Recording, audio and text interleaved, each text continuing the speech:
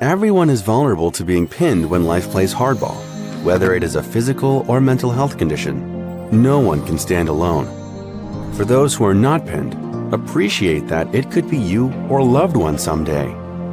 So when you see a chance to help someone, please do. They are not weak, they are pinned. Even a slight hand up and a listening ear can begin seriously lightening the load, change, or save a life. Help end stigma. Move from being pinned to purpose. Time for a hand up. Welcome, Adam Nemer. It's great to see you, and I'm really glad you're joining the Pin to Purpose podcast today. So, thanks for having me, Geoff. It's good to be here. Fantastic. For those of you listening, I wanted to just mention quickly the short part of the explainer video you saw is on the website for Pin to Purpose.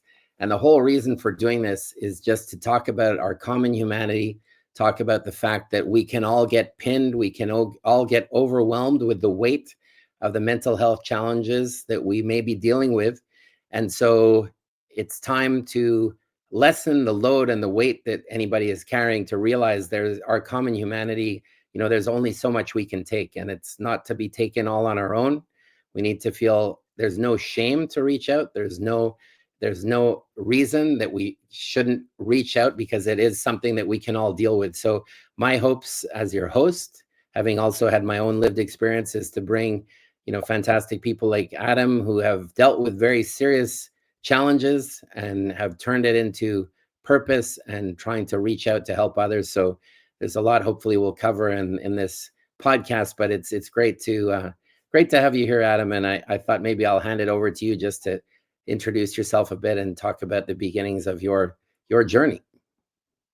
Sure. So, well, first, thank you for inviting me to come talk with you. This is great. I was a 20-year healthcare executive at Kaiser Permanente, CFO of the care system of the Northwest, operations executive. And I left a few years ago to start an organization to help leaders address mental health in the workplace. And my journey was, I spent my first 17 years as an executive while I also was struggling with severe but undiagnosed depression and anxiety. Younger in life, when I was 29, I found my dad when he died of suicide. I didn't get enough help that I needed. And over time, by not getting enough help or any help over the years, I just got sicker and sicker. Mm-hmm. No, I'm really sorry. I've heard that before, and I want to extend my condolences again. And so obviously this has been a very long journey. So over time, though, the 17 years as you were struggling, eventually you came to some new realizations, right? Yeah, it was quite the journey. So I spent, from the moment I found my dad's suicide, for the first 3 or 4 years, I was in shock. And then I had all of this that I didn't know that I was in. I had no idea that I was in shock. And then I had no idea that I had 15 years of severe depression and anxiety. What happened was, when I found him, he had shot himself. And, I just started running really fast. The myths and the stigmas of mental illness were so strong that, I wouldn't see a therapist. I'm like, there's nothing wrong with me. I don't need to get any help. So I went and I got an MBA. I got married. I had, Geoff, I had the most Forrest Gump-like lucky executive career. I was a kid. I wanted to be a ski racer and work with my dad. And the next thing you know, I'm the CFO of a $4.5 billion healthcare system. On the outside, it seemed like I had a dream life, but on the inside, it was one hot mess. I couldn't breathe. I lived my life like I was breathing through a straw. I could never catch my breath. Couldn't control my emotions. I was really angry or completely disengaged. And for about 17 years as a CFO of a hospital, then a care system, then running the operations of the insurance organization, I had no idea this. I just thought life sucked. I just thought it was horrible. I just thought I wish I was dead. I really, the interesting thing, while I was undiagnosed and didn't know that I was had depression and anxiety, I knew that I was suicidal. And I knew that what kept me alive was knowing that being the son of someone who died of suicide, I could never do that to my kids. And I don't blame my father for it, but I know what it, and so I knew that that's why I was alive, but I couldn't, because of the missed stigma, shame, and mental illness, I didn't make this connection to, oh, there's something wrong with me that I need to get help for. So I was going like that for 17 years, just getting a very long time. Oh, it's like every day, right? And you just, like I said, you just think life sucks. I mean, can you imagine a CFO in a tight budget meeting when they're having an anxiety attack? Oh, I could be a vicious son of a bitch. Oy vey, Geoff. It was crazy.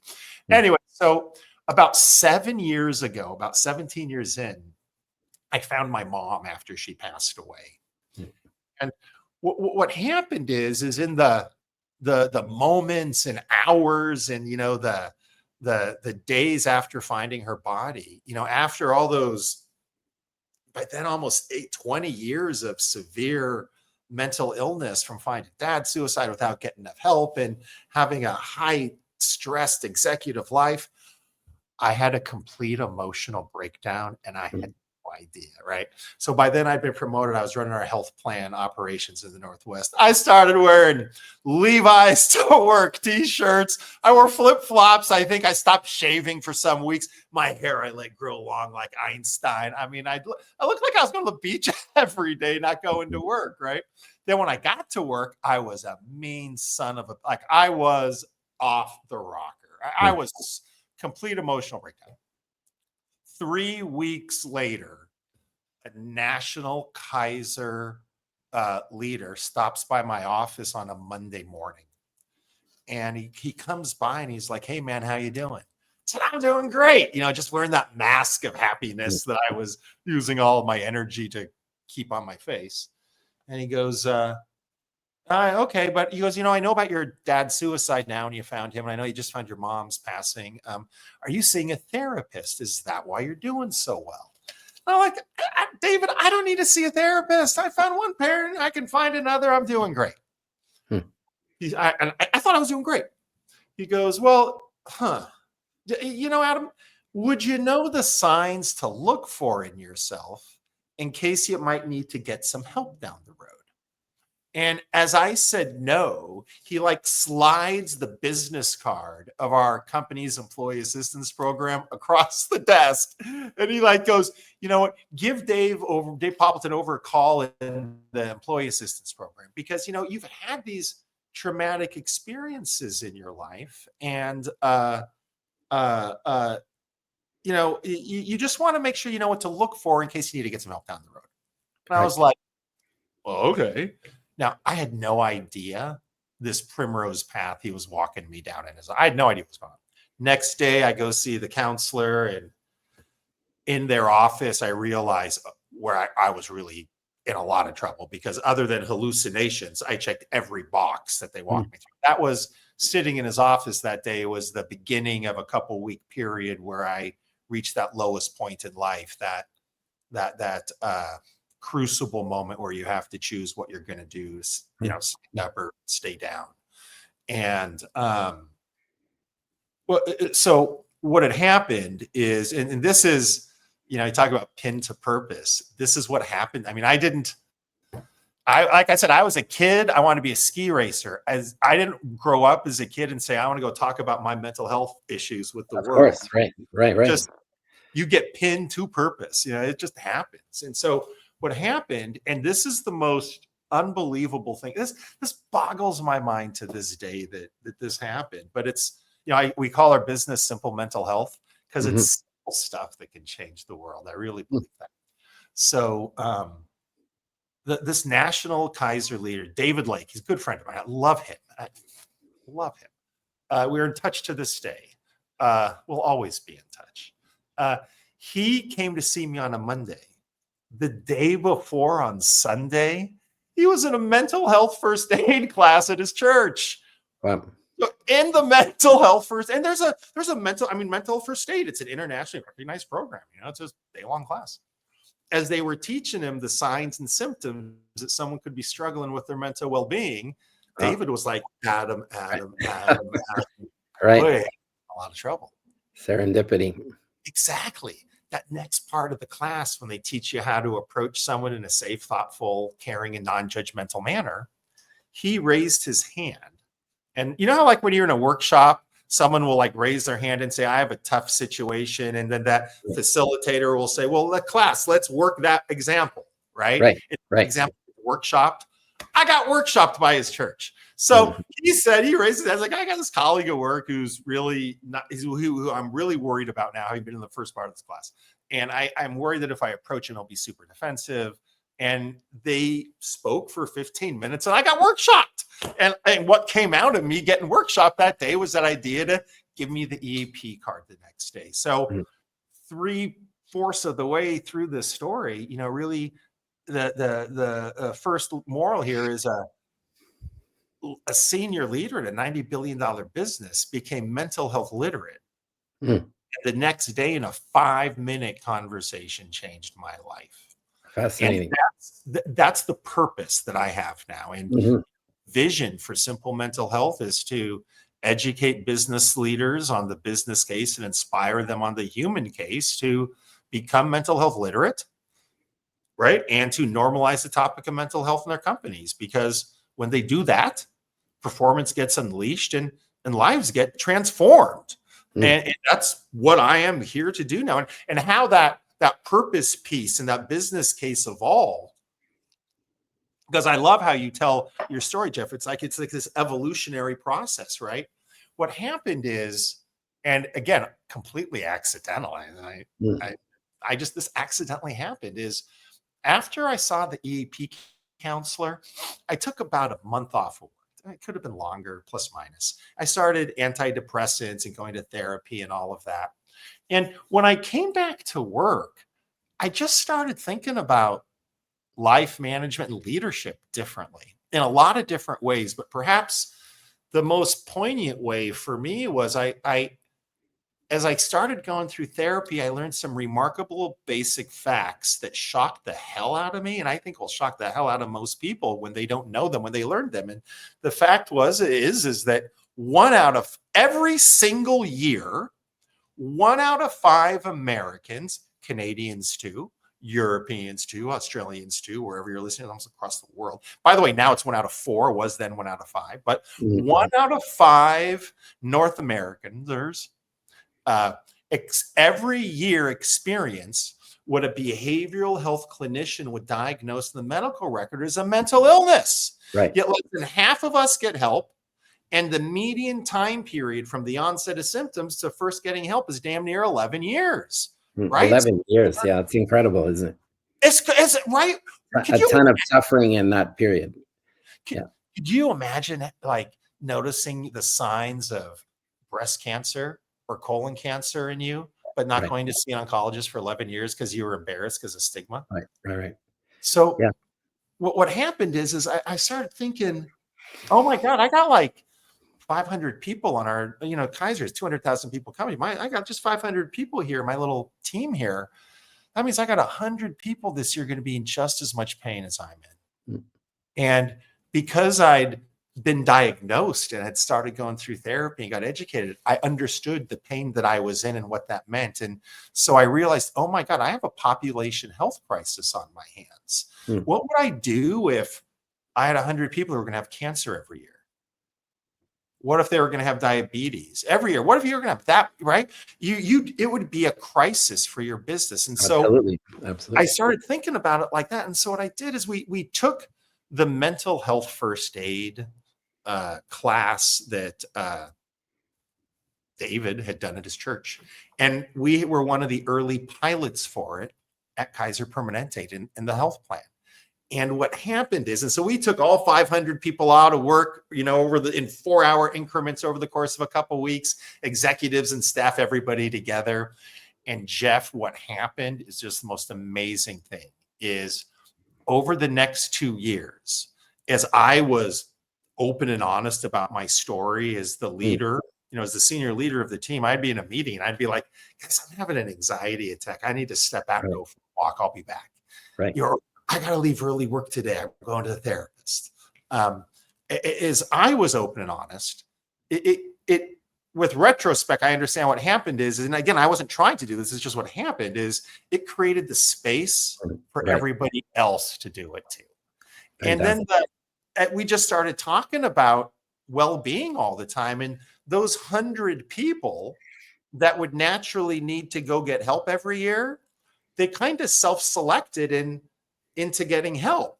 And then the Amazing. rest of it, like heart care, we don't all need to see a cardiologist this year, but we all need to not smoke, exercise, and manage what we drink so that we can stay healthy, right? So the rest of us, because we were all talking about mental health first aid and we were all we just made it a normal topic of conversation, like it was okay. We all ended up taking better care of ourselves. We started going on walks, doing yoga. We would listen better to each other. And so the 100 folk that would need help got help. The 400 folk that needed to keep doing good self-care kept doing even better and better self-care. What happened is amazing. And Tremendous. so, yeah, in 2 years, our little teams in the Northwest had some of the highest employee engagement stats in our health plan across the company. Now, but it wasn't just that our employees were happy. I mean, they really were happy.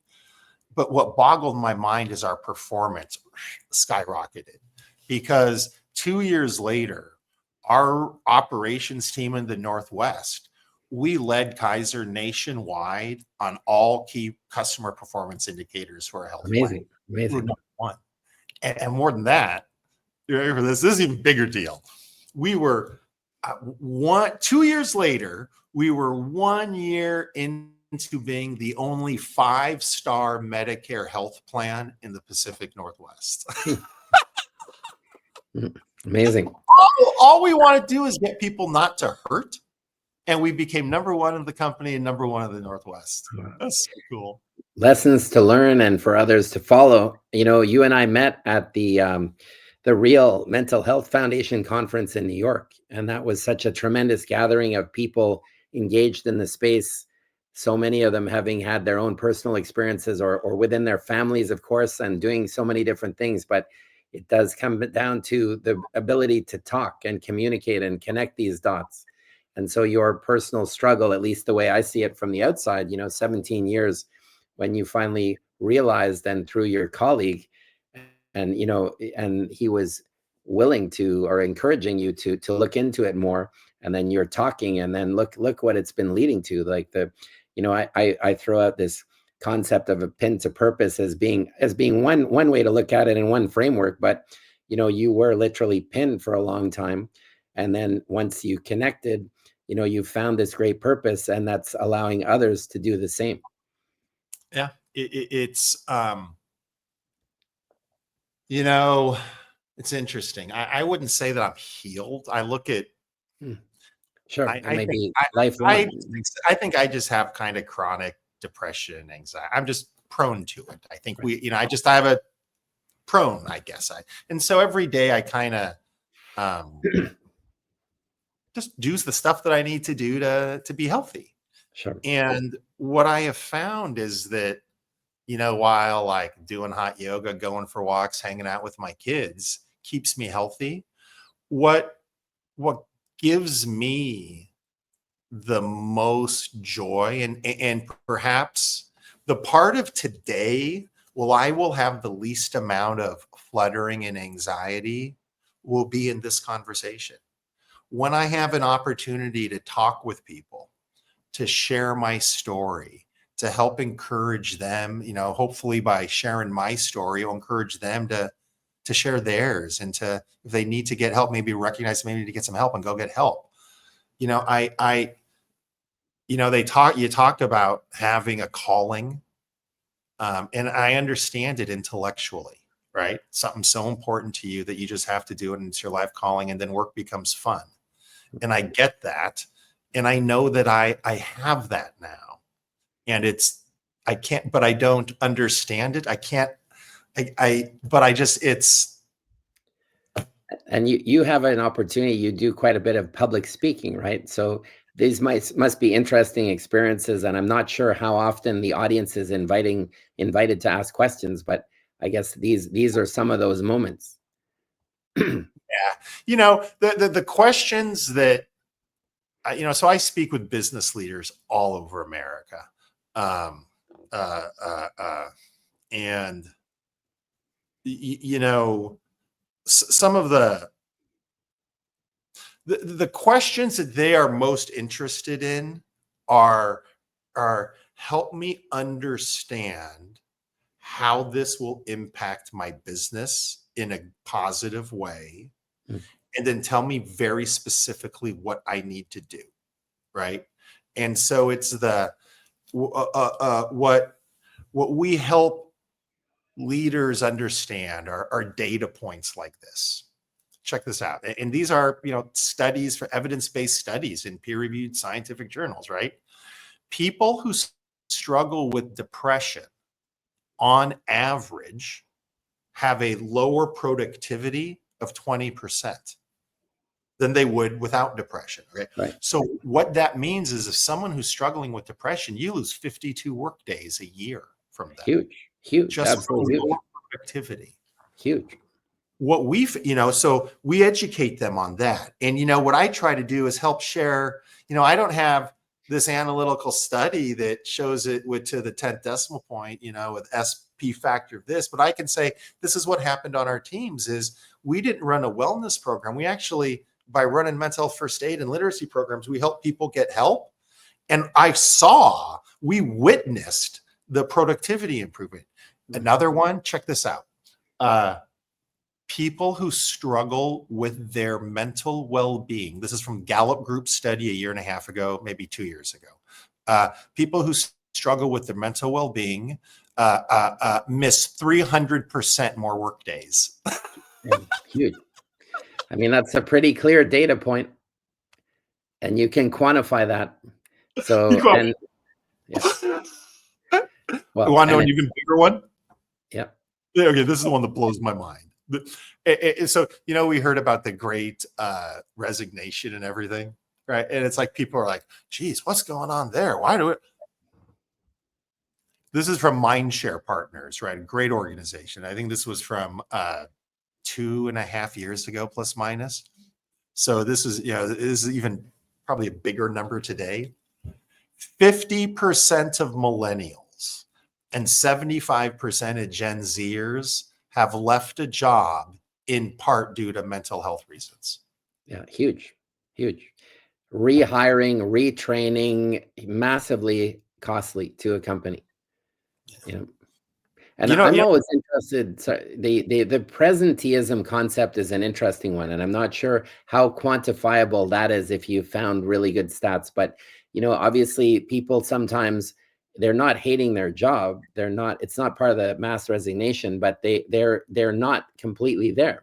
And I mean, myself years ago, I had some concussions in sports, and I went back to school, and obviously, my mind wasn't clear. So that's just one analogous example. My own situation with my own, lived experience, my mind wasn't clear for a long time, and I had some medication for a certain period of time.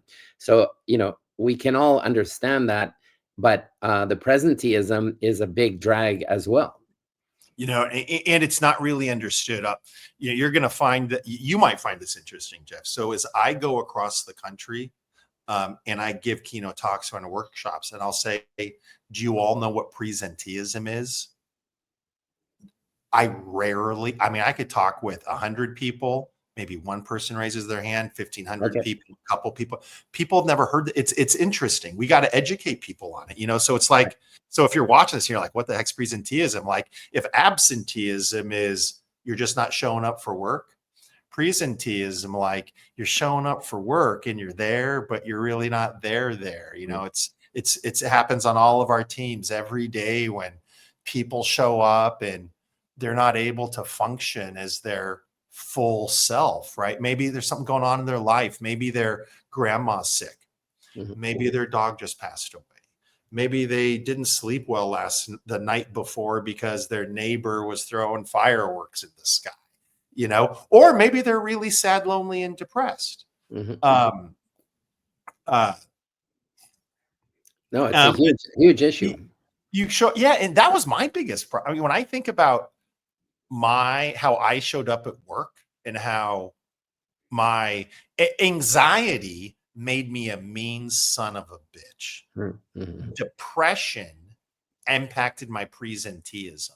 Mm-hmm. So I would think that I spent, like, when I hear that stat that depression impacts your productivity like 20%, that makes no sense to me. Because I'm like, if I would have thought like 80, 90%, because to me, I spent years in one executive meeting after another, listening to people talk, smiling and nodding, having no idea what the hell they're talking about. No one knew what they are. I didn't know, because I'm a really good smiler and nodder, right? No clue what they're. Nobody knew. That was it's presenteeism. It happened. It's insipid. It's everywhere. Right. No, incredible. Now, Yeah. listen, I'd love to hear about your book, and if you can tell the audience more about what you've just written and when it's. I'm sorry, I'm not even clear if it's out already or if it's coming out, but I'd love to hear more about your book. Oh, thanks so much for asking, Geoff. Oh, it has been a labor of love. You know, when you sit down and you say, I'm going to write a book, it's like one thing to say, I want to write a book. And then the other is like, okay, sit down, and you're sitting that first piece of paper. It's been quite a journey. So it's called Simple Mental Health. Mm-hmm. We just got our green light from our publisher to start doing our pre-launch activity. So it's getting coming out at the end of November. Okay. And what it is it's a combination memoir and teaching guide. So what I do in the book is I share my story and the details behind it. And through the process of sharing my story, the reader learns the business case and the human case for wanting to become mental health literate. And then in the second half of the book, we actually put in the book what we train in our workshops. You know, we teach you the signs that someone might be struggling with their mental well-being, how to approach them in a safe, thoughtful, caring, non-judgmental manner, how to guide them to services, how to normalize the topic in your teams. My hope is that it will be a short, easy to read book that a business leader, any leader, you know, and it's built for, you know, it's not just business leaders, right? Because this is not just if you're running a business, but you're a community leader, right? Athletic coaches, school teams, nonprofits, all the informal leaders out there who are just in your community and lean in and volunteer. You know, it's really designed to really do three things, as I said, in some. One, educate on the business case and the human case, and give the skills and teach the skills. And we just announced it a couple weeks ago online, and the response just has been, that's super it's exciting. really neat. Super exciting, and a great title. You know, it keeps it clear, and everybody can relate to that and want to really understand, because that is a challenge. I've heard that many times. You know, when I've spoken to people about my concept of pin to purpose and just tying it into as one reference point. You know, a lot of people do say, obviously, yeah, if they do see somebody struggling, though, they don't always know what to do. And so it's exactly what you're saying. Like, they would like to do something, but they don't know what to do.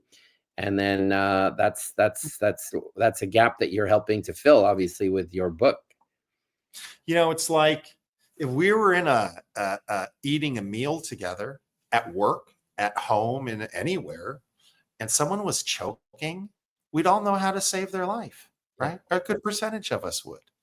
But in that same dinner meeting, lunch meeting, whatever, if someone was having an anxiety attack or panic attack, we wouldn't have the foggiest idea what to do. We wouldn't even know if they were having it. And, you know, we have first aid kits all over. You know, where can you go in Canada, the United States, anywhere in the world? You're not like 500 meters away from one of those little white boxes with the Red Cross on it with Band-Aids in it, right? So one of the things that we talk about is having a mental health first aid kit. Yeah, so we created, simple mental health first aid kit. And what we give it out to people, and just has these are the signs and symptoms to look for. These are some really helpful phrases to use when approaching somebody. And here are links to resources in your community. You know, keep those handy. Yeah, keep it with your first aid kit, because if you see someone struggling, here's what you do. Right. Very good. You know, Yeah. as I mentioned at the outset, part of my goal here is to go after stigma. And again, my own framework is just this weight training metaphor where every single person in the world would have the same result. It doesn't matter if you're the strongest man or woman.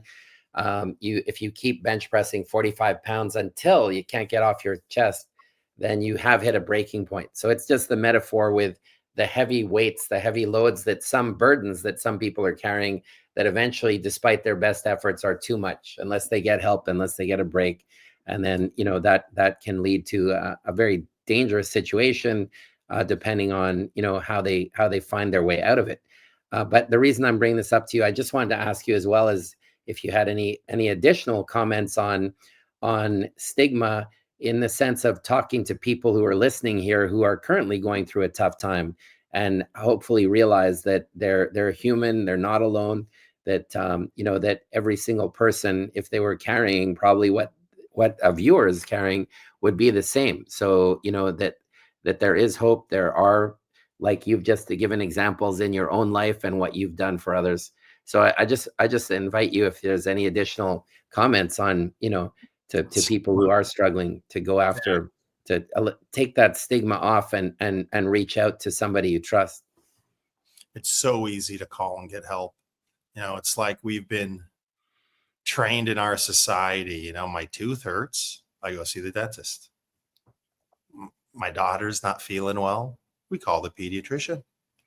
I find a funky looking mole on my shoulder, I call the dermatologist. I'm feeling so sad that I can't go to work, call a therapist. That's the language that we need to get to. And we need to help people understand that it's just as normal and okay to call your therapist to ask for help as to call the dermatologist to ask for help. Right. And it's on the point of stigma.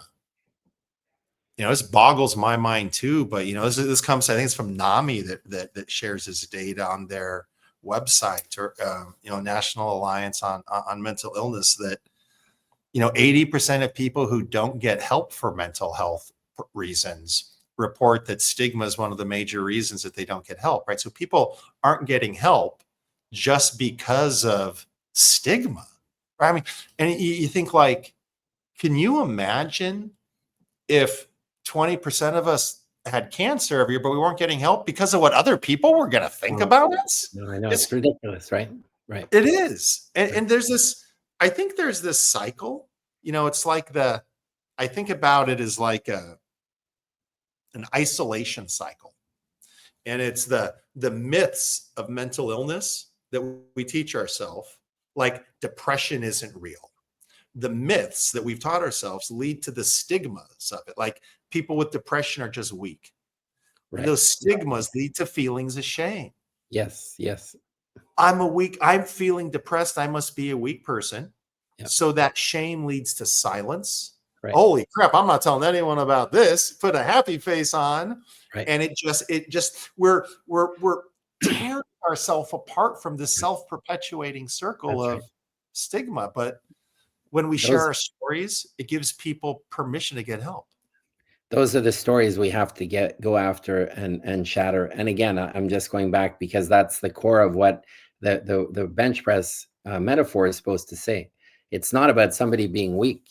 If you had to lift this 400 times, you would also be, most people can't do that. So it's not about being weak. It's everyone. Absolutely. Yeah, I mean, it's like when you talk, one of the things we do with the room is we say, all right, when we say it's 20%, we say stand up if your birthday's in January, February, March. 20% of the room stands up. That's what it could be this year. But I don't know if that's right. So you say, sit down. If you have blue eyes, stand up. Then, because we don't know. Because to your point, it's like we're all on a mental health continuum, just like we're all on a cardiovascular continuum. Right. We're healthy and unhealthy, and we're bouncing back and forth. And it's just a zone that we're all in. I just want to pick up on something you said before when you were talking about seeing the therapists and stuff. I found it very heartening too at the Reels Mental Health Foundation symposium in New York, because there's so many people there trying to, come up with businesses and different solutions that will close the gap also for getting help. Because one of the problems, as you know, and as I know, is, not everybody can afford a therapist or get access to one quickly necessarily. There's other tools now, but there's not enough. And the awareness to access those once you realize that you can, or it would be helpful to you, you overcome stigma, is all there. And I've been learning more, which you may be well aware of, but some of the listeners would know and many may not, but the concepts of brain capital and the brain economy. And that's quite interesting, because I think going forward, people talk about our brain being our most valuable asset. Most people might say it's a home or a stock portfolio or whatever it is, but at the end of the day, our brain is critical to our our knowledge, our innovation, our connection with people. And so to take care of our brain and brain health is key. And it comes back to your points about absenteeism, but also the presenteeism. When you're not completely there, you're not completely healthy. So I'm encouraged by what Sean Lesser and his team are doing. I'm encouraged by so many of the people, really everyone who's trying to contribute to that. And I think that hopefully we can prioritize brain health, and that leads to well-being and greater productivity, like you're pointing out, to corporations, which has a very significant economic tangible value. One of the things that so if you're listening, Geoff and I met at a Wall Street investor conference around mental health issues and mental health topics, and one of my takeaways from that, which I was left with such, I'm an optimistic person, so I think we can change the world. I really believe that if business leaders become mental health literate, we can take a major bite out of the mental health crisis in North America. I believe that. But what I learned at this investor conference, so Geoff and I heard venture capitalists talk. We heard family office money managers talk. We heard investment bankers talk. And the message that they left us with was, and this is really cool, investing, as money managers, right?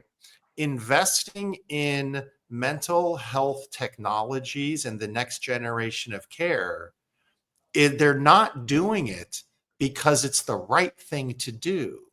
They're doing it because it's not just the right thing to do, but they're expecting outsized returns from it. This is an area, for hundreds of years, we've grown medical technology. For the love of the universe, I mean, a 50-minute therapy session has been the same. And some, so there is so much going on, whether it's in psychedelics, whether it's in AI, and it's not to replace therapists, it's to augment their help, and other tools in their toolbox. There's so much powerful and exciting new technologies that aren't like way out there, but they are getting invested in today. And what was so cool was, what we heard was, it's the people who are making investments who look at this for the long game, who are looking at this as, oh, this is someplace we should go invest our money. This makes sense. Absolutely. And it is interesting, because the world that I'm involved with is a whole spectrum of that. So, you continue to have philanthropy that will support a lot of these initiatives. That's not about a financial return. You continue to have the government's huge role in it and their ability to do public-private partnerships. So I think there's this whole spectrum that goes out to maximizing return and, the impacts. And then there's a whole bunch of other groups that have the capital to engage at different stages. And I would add one more interesting thing, and I think you met, or maybe you already knew the person, but there's an initiative that was talked about at that conference, that was the Founders Mental Health Pledge, I think, in Silicon Valley, and getting a lot of general partners and LPs to sign on to the fact that building a company is a marathon, it's not a sprint.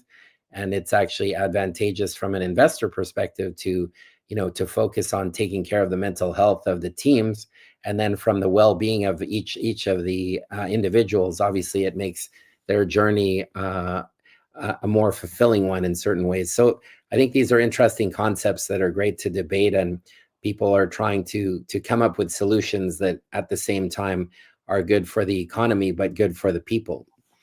So, it's the entrepreneurial community is in crisis. I mean, very many communities are in crisis, right? But entrepreneurs struggle with depression and anxiety at 2.5 times the rate of society, I think the number is, and 3 times the rate of substance use. I'm going to get these numbers wrong. It's something like that. But if you go to their website is founderspledge.com.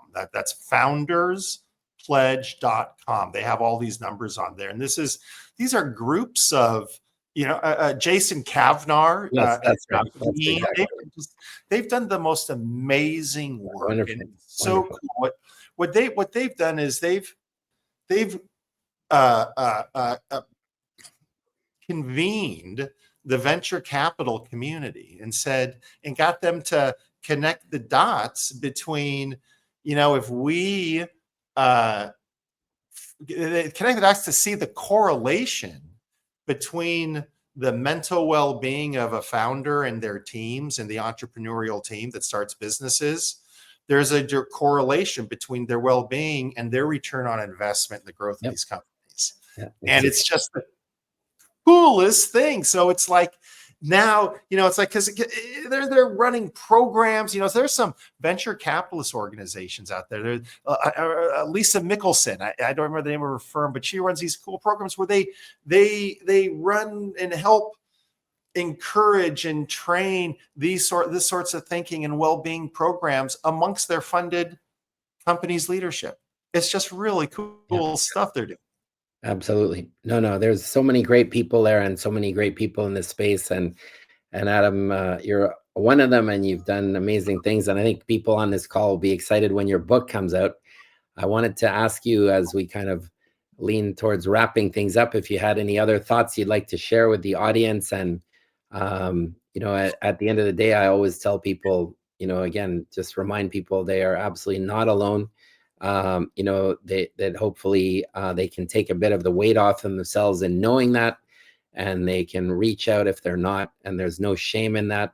Mental health and physical health are intrinsic parts of being alive for everyone. And, there's healing journeys that are awaiting and great new moments. I would just say it's an interesting story quickly, and it ties into what you were saying, that the red bike on my logo has 2 meanings, but one of them is the red bike moment of Muhammad Ali. And so for those who don't know that story, if you go to the Muhammad Ali Center website, when Cassius Clay was 12 years old, his parents gave him a red Schwinn bicycle, and it happened to be stolen outside of a trade show in Louisville, Kentucky. And so he went to the police. He was extremely upset. He was devastated. It was his prized possession. And he told the officer that he wanted to go and find that person and beat them up. And the officer was Sergeant Joe Martin, who was a top boxing coach, and said, that's not necessarily a good idea. I'd like to train you so you know how to fight and defend yourself. We're going to help try to find that bike. So the next day he went to the gym, and the rest is history. So the symbolism at the Muhammad Ali Center, and Muhammad Ali, as we all know, is known as the greatest, is a red bike moment. And so they invite people around the world to talk about a great setback that led to a turning point and a better future. So that concept is partly why I have the red bike there, because the hopes are to remind everybody, because we're all on this journey, our lifetime right now, that although you may be really set back or pinned or whatever way you want to describe it, sometimes those moments, as Adam has shared, I think in his own life in different ways, and my own experiences and countless other people, the worst moments or seemingly worst are the opportunities to turn the corner towards a new future. And that's what I hope people listening to this and learning from people like Adam and, his work and book, et cetera, will take away, because, we all have that possibility. And Muhammad Ali taught us that too. That's right on. The one thing that I would share that I think is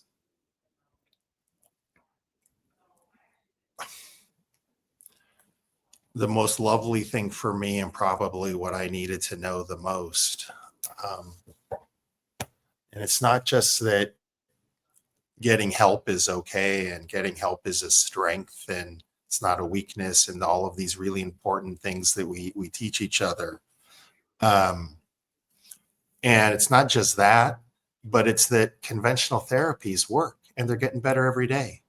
Recovery from a mental health condition, not always, but more often than not, it's possible, probable, and it's even expected with early recovery. And, you know, what I want people to know, and what I want people to, what I like to share is that I read an article once that said anxiety is a superpower. And I read the article and I read it a few times. I still don't understand it. Like, that makes no sense to me, because anxiety was is a straitjacket for me, but learning how to overcome it's been a superpower. Right. So once I went through therapy and started taking antidepressants, which I'm still on and I'll always be on, and going to therapy and going to yoga and taking care of myself and feeling better, I think there's not one goddamn thing in this world I can't do. I've never felt stronger, more I have true self-love, self-respect, self-trust, self-confidence. I feel like I've been forged with this knowledge that there's not one damn thing the universe or serendipity or genetics can throw my way that I can't hit it out of the ballpark. Because when you get better, what you realize is you've been getting through life while feeling really shitty. And when my dad used to have this phrase, when you're hitting your head against the wall, it feels really good when you stop. Yeah. That's pretty clear. That's pretty clear. It's pretty You clear. feel better. Feeling better is good. Yeah. Well, thanks for sharing that, Adam, and thanks for this conversation. And it's great to talk to you. And I hope listeners will keep an eye out for your book and also your organization as well, because you're helping a lot of companies, a lot of people, and so appreciate all of your time. Thanks so much, Geoff. It was great to chat with you. It's good to see you, my friend. Yeah. Great. Take care. Thanks. Ciao.